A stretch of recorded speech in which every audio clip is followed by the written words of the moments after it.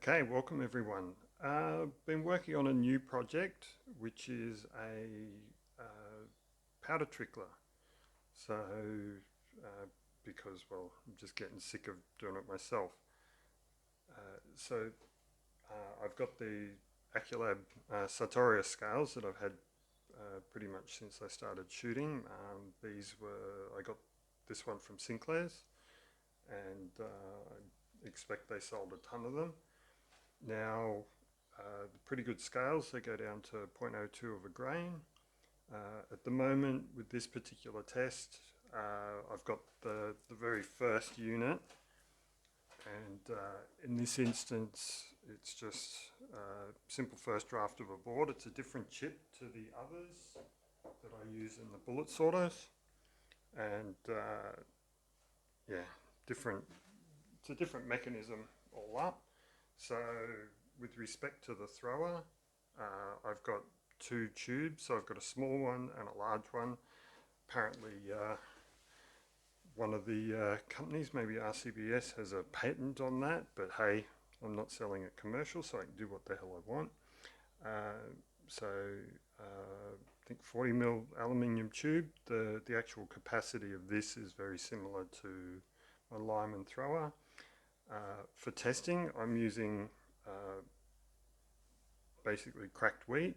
Now the grain size on that is extremely variable, which is good. So, well, it's a pain in the neck because it'll clog up, but it's good because it explains some of the values I'm going to see. So what I've just done is, and apologies for me not holding it steady, but I've actually just done a test where at the moment as it's set up, I can set it for, don't know if you can see it.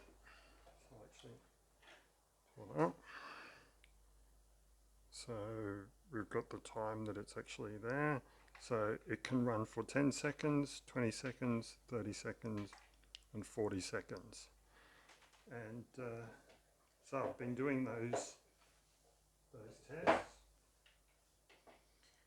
So I'll put it on 20 at the moment, and that just because I want to characterize it and just see how it works, how consistent it is, even with the powder and with the wheat, even though the powder's a lot more consistent, so I expect it to be better when I actually get to it. And I haven't done, one thing with this scale is it has a serial link, and I have a cable for that. So actually have a serial cable for that, which is all set up. That plugs into the scale, and I've got the connector on the board in the unit there to put that in, but I haven't got that far in programming it. I just wanted to see how it goes. So at the moment I've just got the basic UI, so I confirm that I can write whatever I want to the screen, that the buttons work, and just a basic timing thing. So next part of it is of course hooking up to the scale and get those readings. I've already hooked the scales up to the oscilloscope, so I know I can read it. There's no documentation from Sator, very minimal documentation about the scales and how to read the serial, because well, they expect you to buy their custom serial adapter. So anyway, now one of the things is the cracked wheat bounced a bit too much to use the regular pan, so I just formed up some aluminium. So if I zero that, I'll do a couple of pours.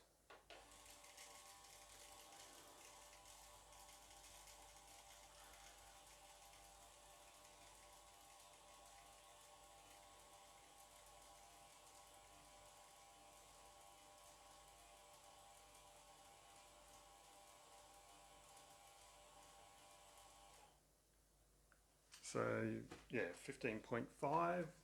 That's actually for a 20-second pour. It's actually within what it gets.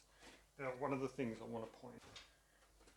This here is a 1.6 cc little scoop that comes with the Lyman. Sorry, Lyman, not the Lee kits.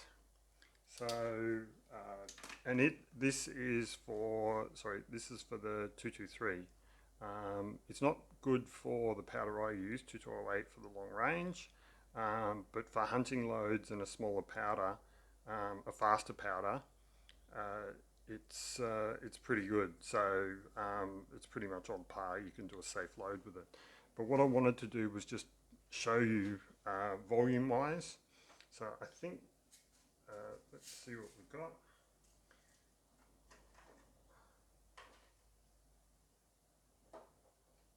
So that's a relatively level scoop. Put the pan back in, zeroed. So we can see that, yeah, one scoop of this, 16.2. Well, to put out, it took 20 seconds to pour out 15 points, well, on average, yeah, 15.0. So we're looking to pour a 223 25 or 23 grain load of 2208. We're looking at about 20 seconds. So this should be able to pour a 223, well, obviously, in about 20 seconds, which when I finally get it done. So yeah, it looks like it's coming along, and yeah, we'll just have to see. Now, I did set it up to go on the scales, as you can see. Had a big problem with the weight, so the motors, the weight of the motors and that a bit heavy, so it actually wanted to tip over. So actually you can see I've made a few holes in that. That's actually now full of old crappy plinking projectiles. And these motors here are 12 volt 70 RPM, or approximately 70 RPM geared motors.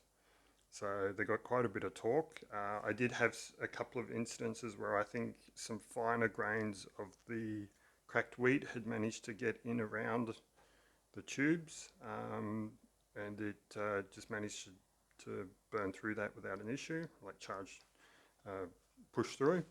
So that was positive. These tubes are just aluminium, so I think I've got a 6mm hole on the small one, and I've got an 8mm hole on the larger one, which actually tapers a bit towards the end.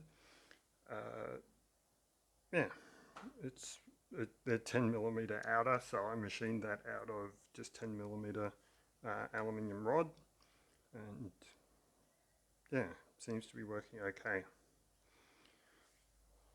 So thanks for listening.